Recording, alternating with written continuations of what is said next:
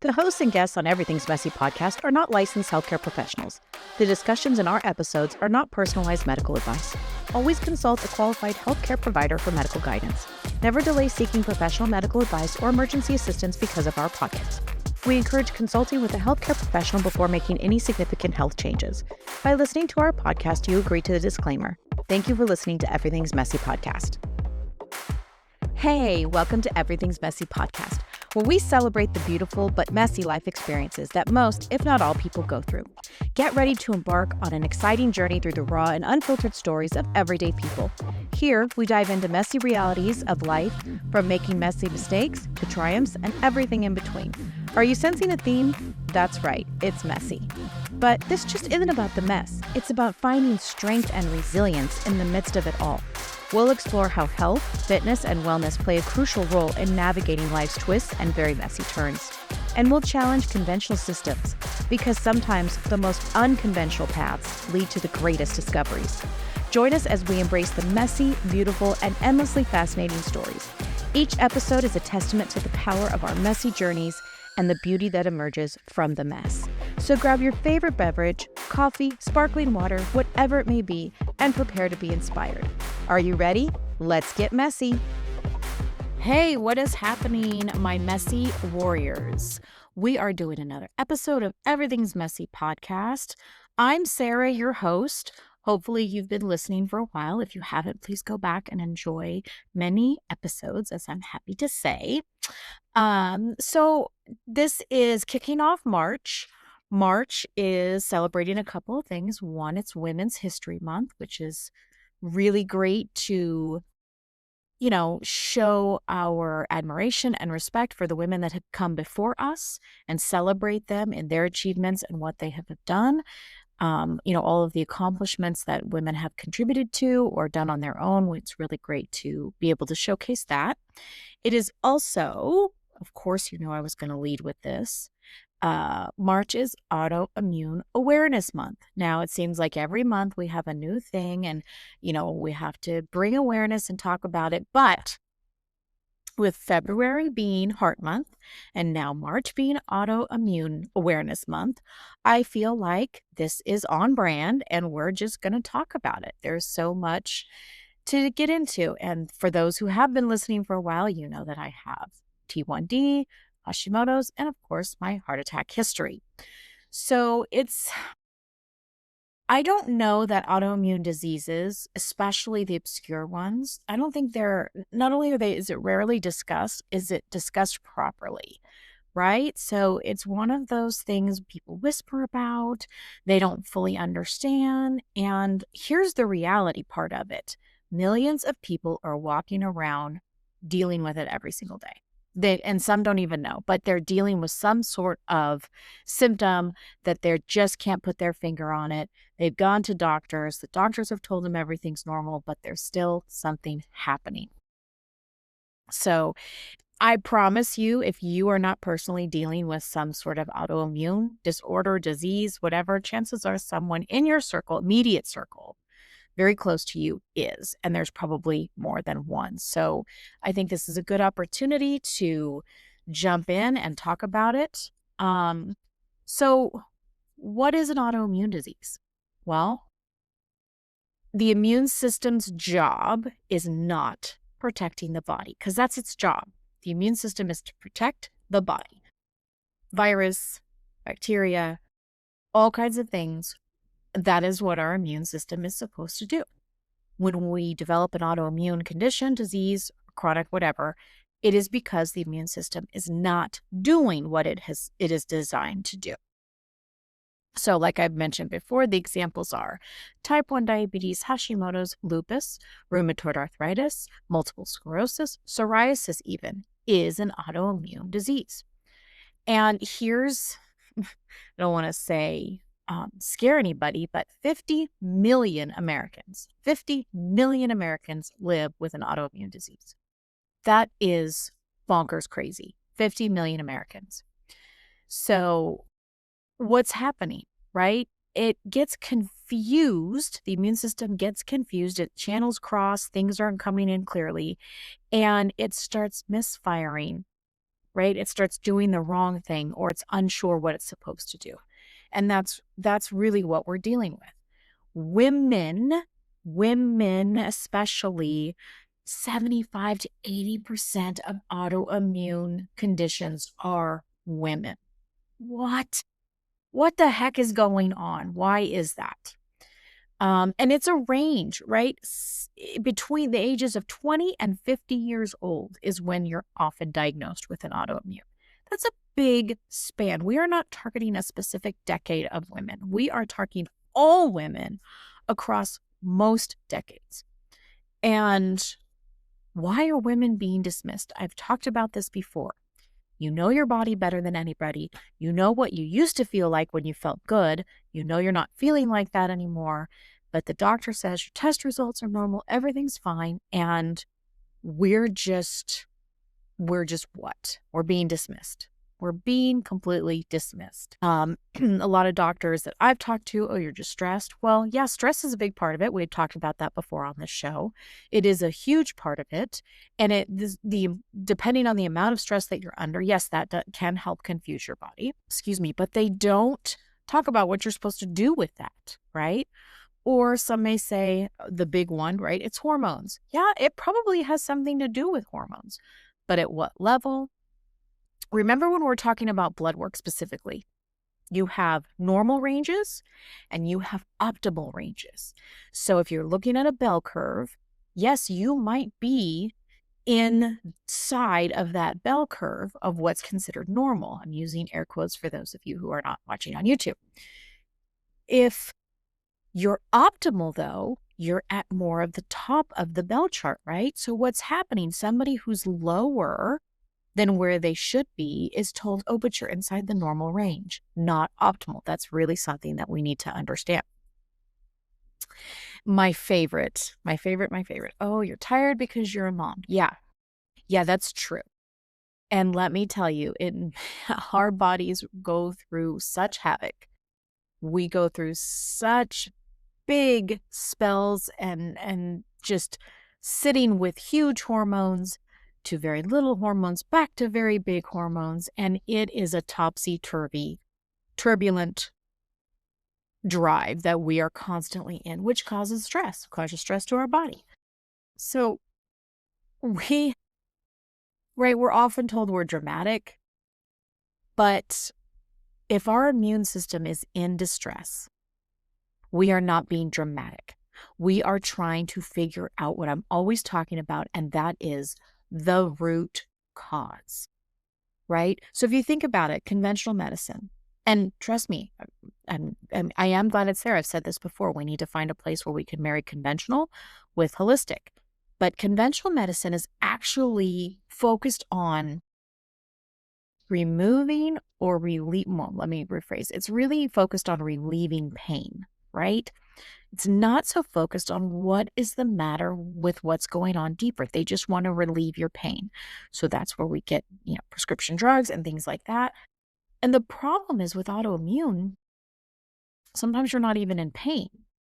But if a doctor says, well, it's your hormones, or maybe they assume that you're depressed and they put you on these prescription drugs to maybe help you feel better or relieve the pain or whatever it is, sometimes that can cause more havoc because we're not going deeper.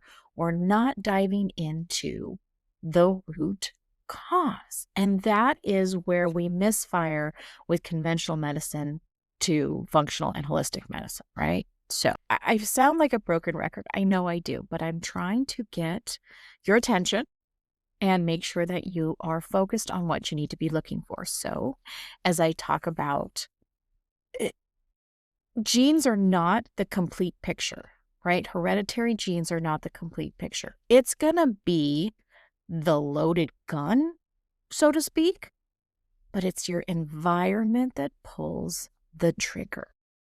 And that can mean so many, many things. We've talked about mold on this podcast. We've talked about heavy metal toxins on this podcast that maybe contribute to these chronic conditions. But there's also other things like lifestyle that has to do with, again, chronic stress, poor sleep. I cannot hammer sleep enough. And of course, processed foods. The food that we are eating today is not what our grandmothers ate. It's not what they grew up on. It's not what we are surrounded with anymore, and we have to be really, really careful. On top of it, they make it really, really hard to even, let's say you choose that you're going to not eat processed foods. You're going to quote unquote go, whole foods, raw, organic, whatever it's going to be. And that hits you in the wallet. And that's hard. That's really hard to decide. Is it my health? Is it my wallet? And how do we make that balance? And you will hear me say, if you do not become conscious and well with what's going on now, make time for it later. And that is true, but we also have to be realistic about it. You know, f- food prices here in California they're they're not coming down. Eggs, if I want to buy the good, really good corn-free, soy-free. I have yet to find flax-free in a grocery store, but I do have a farmer's market that I can find them at. But we're talking, 11, $12 for 18 eggs. It's just not sustainable. It's just not sustainable. So if I compromise and I just want to do regular eggs, still brown eggs, maybe organic, maybe pasture raised, that's still about $7.99. Maybe $6.99 if you could find them on sale. And while that's half the price, I'm compromising I'm having to eat the flax, which we know that a quarter cup of flax equals 20 birth control pills. So that's a whole other thing that I'm trying to avoid. So it's like you can't move in any direction without it being a problem. And that gets frustrating and kind of depressing after a while. So I get the argument on each side of it's just too much of a hassle to want to eat healthy. I get it. I get it. So again, when we're talking environmental toxins, pollution, chemicals, what are we being exposed to? We have no idea, right? And then, of course, the internal triggers. We talk about gut health. We talk about if you have been exposed to infections, and of course, hormonal changes. Most people have genetic susceptibility, but lifestyle environmental stressors determine whether that switch actually gets flipped. And that's a true story. That is a real gut immune condition. You've heard me say this before. So 80% of our immune system lives inside our gut. What does that tell us right there? That means that we need to be taking care of our gut much more than we are. Okay, so 70 to 80% of the immune system lives in our gut. Gut barrier protects the bloodstream. We've said this before, gut health, gut health, gut health. We even said that we think the gut is the first brain, and then it contributes to our actual brain. When it's damaged, when the gut lining is damaged, you get the immune confusion, right? So here's some possible contributors. Doesn't mean this is the end of the list, but this is a really good place to start.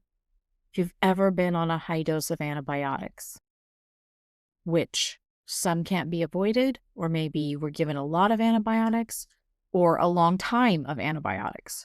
So what happens when you take an antibiotic? Everybody think it's the cure-all, end-all. For some things it is. We do appreciate antibiotics. But what happens is when we take antibiotics, it's stripping everything in your gut. Everything.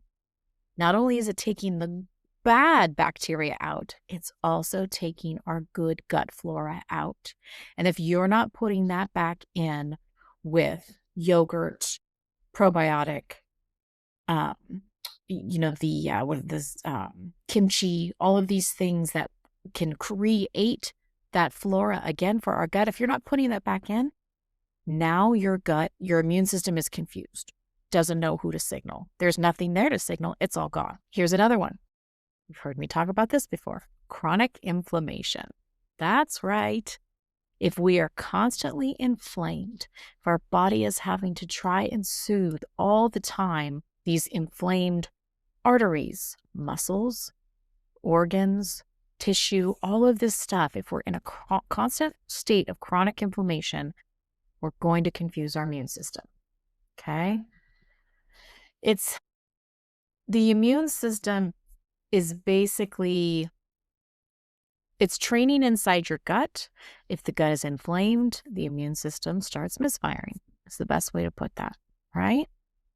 So if you have an invisible illness that you may not have, right? There may be you have brain fog, fatigue, but you're not sure what it is. It could very much be an invisible illness, again, using air quotes. We don't know what it's stemming from. It's not life altering, maybe like type 1 diabetes would be, or even rheumatoid arthritis, but you're noticing something's going on. That's when you want to go deeper and find what that might be, right? So, and pain, right? Blood sugar swings. We've talked about this. Even if you're not a T1D diabesity, you might have blood sugar swings, and that's going to wreak havoc, right? So, as someone with autoimmune conditions, as someone that I know that I could pass down that environment to my children, things that I have become my own expert in, I'm not saying I am an expert, but in my own way, nutrition, right? Nutrition leads to good gut health, sleep, stress management, which obviously, yes, I self-admit it took a heart attack for me to get good stress management. And you need to become an expert in reading your own labs. And I know that's really intimidating. I'm actually in school right now to further my wellness career. In coaching, I am learning not only to discern and read labs correctly, I am learning to maybe have suggestions on what labs I can suggest to my clients of what they might seek out. I'm really excited about that. And there's a lot of nuance to it. There's a lot of, well, not a lot, but a little bit of math to it. And just, a new chapter that I'm very excited about. But I'm trying to become my own expert in not only reading my own labs, but maybe, hopefully, potentially interpreting clients' labs as well. And it's important. And then, of course, listening to the body, right? Sometimes we're going and going and going and going so fast that we don't stop to take a moment and really check in with ourselves. What am I feeling right now? I've noticed I have a headache every day sometimes. Why do I have a headache every day? Am I taking my electrolytes? Am I sleeping poorly? Right? Am I still, I'm wired but tired when I go to bed, and then I'm, exhausted again when I wake. Like, it's never enough. Those are things that you need to be monitoring, checking in on. Keep a tab on it if you need to. So it's a lot, and I get it. And like I said earlier, it's a lot to be frustrated with the way things currently are and how we even get our food. And now we're talking about the Monsanto thing, and I don't really even want to get into that. It's terrible. It's terrible. It's terrible. It's terrible. And I feel like the system is completely broken if we have no other choice but to accept this as our fate for the farmers, for how we grow our food, for, like, I'm just really, really, I'm grossed out about it. I am sad about it. It's just not, it shouldn't be, we should have an alternative. And I realize the alternative is organic, but you understand when they say organic, it does not mean that there's no pesticides on your food. It means that it was a smaller farm, so they used a smaller dose. That's all that means. And I know when I found that out, I was just as depressed as maybe you are hearing it now.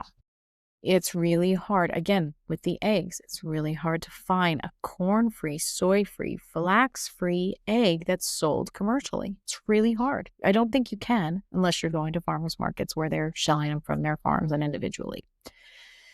And yes, I realize there's always going to be something we have to worry about. And if we worry about everything, then we're just going in circles and it's not productive in any way. You're right. But as someone who is trying really hard to make better habits, to break old habits, and to do better for my body, it shouldn't be so frustrating. And so I get it. I get it that it hits you in the wallet. I get that it hits you in the brain department of being frustrated, and we have to be creative and come up with these things. But I try to focus on what I can control right now. What can I do? I can go to the farmer's market, or like I said earlier, I can balance that with the best possible solution that I can, or I can choose not to eat the eggs. Don't really want to go that route, but if I have to make it better, I will. The beef that we pick up, the, fruits that we're eating, we have to, if you maybe can grow your own fruit, that's great. I'm not in that position to be able to do that. So I have to depend on the grocery store to bring the fruit or again, farmer's market. And I don't say that lightly because I don't know about you, but a lot of times the farmer's markets are not convenient for me. We have a weird schedule all the time. Maybe I'm going to the supermarket Thursday evening when there is no farmer's market available and I have to make do with what's there. So I get it. These are things that we have to make time for, which causes more stress, and on and on and on we go. All I can say is you have to be able to do the best that is right for you and your family.